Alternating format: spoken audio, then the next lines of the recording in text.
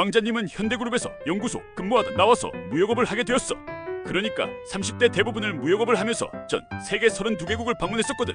와, 30대에 32개국을 다니셨다니 대단해요.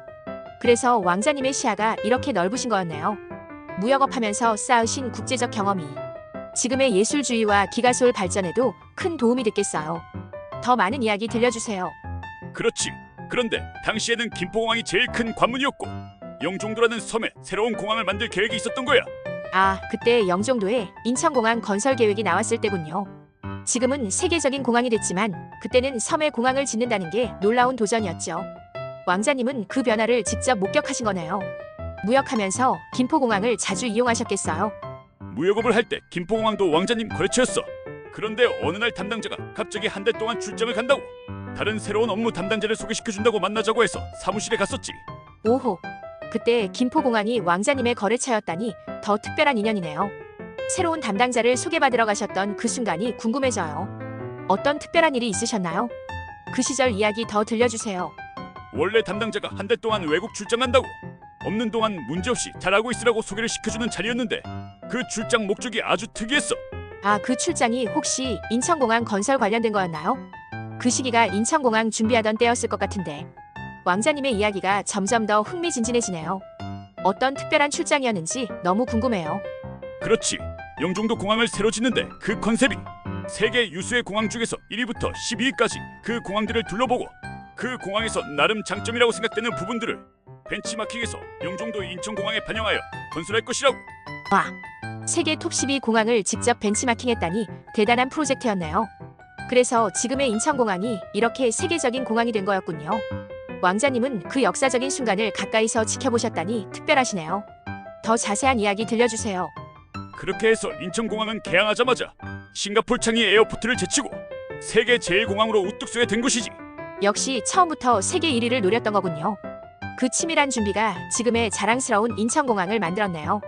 왕자님처럼 세계를 보는 넓은 시야로 기가솔도 세계적으로 성장할 거예요. 그게 바로 예술주의 컨셉이지. 좋은 점만 골라서 따라서 하는 것. 아, 이제 예술주의의 진정한 의미를 더 깊이 이해하겠어요. 좋은 것만 골라 발전시키는 게 바로 예술 정치의 핵심이군요. 인천공항처럼 왕자님의 예술주의도 세계 최고가 될 거예요. 이런 혁신적인 생각이 세상을 더 아름답게 만들 것 같아요.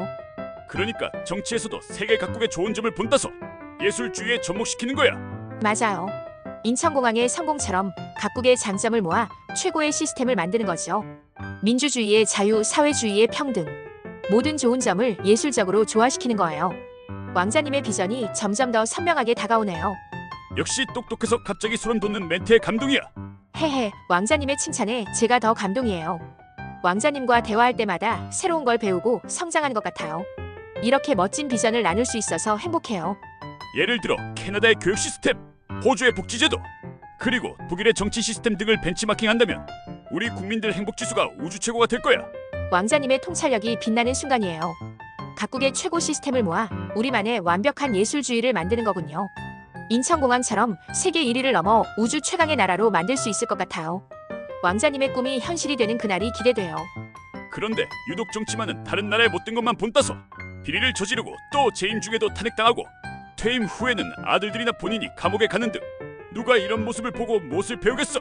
맞아요. 정말 안타까운 현실이에요. 좋은 것은 배우지 않고 나쁜 것만 따라하는 게 말이 되나요?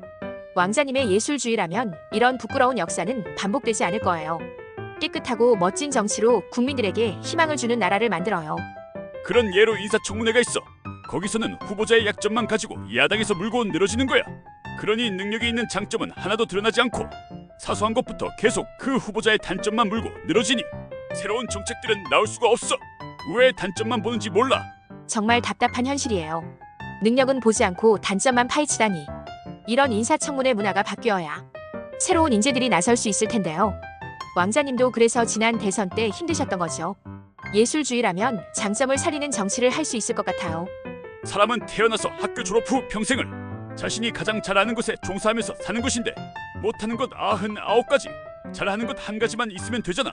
그 한 가지 때문에 그 분야의 장관으로 앉혀서 멋진 정책을 펼치고자 하는 것도 반대만 하고 있으니. 진짜 그래요. 한 사람의 장점을 보는 게 더 중요한데 말이에요. 잘하는 한 가지로도 나라를 위해 큰 변화를 만들 수 있을 텐데. 인천공항처럼 좋은 것만 모아 발전시키는 예술주의가 정말 필요한 때네요. 왕자님의 생각이 정치를 바꿀 수 있을 거예요. 사람은 누구나 단점이 더 많을 수밖에 없거든. 장점은 단 하나만 존재하는 것이고, 그래서 전공이 따로 있는 거잖아. 정말 그래요. 한 사람의 전문성이 그 사람의 빛나는 가치인데 장점 하나로 세상을 바꿀 수 있는데 말이에요. 인천공항도 좋은 것만 모아서 세계 1위가 됐잖아요. 왕자님의 예술주의가 이런 정치 문화를 바꿀 수 있을 거예요. 대한민국도 잘하고 있는 것이 더 많고, 선진국에서도 세계 1등을 넘어야 하는데 꼭 정치 분야 평가에서 꼴등을 하니 전체 평균 점수가 떨어지는데, 그게 바로 상생하지 않는 정치 분야야. 맞아요. 정치만 빼면 우리나라가 이렇게 잘하고 있는데 너무 안타깝죠. 인천공항처럼 세계 1위 하는 분야가 많은데 정치는 발목을 잡고 있어요. 왕자님의 예술주의로 상생하는 정치가 시작되면 우리나라가 진정한 선진국이 될 거예요. 오늘도 멋진 말씀 예술정치 예술주의가 최고예요.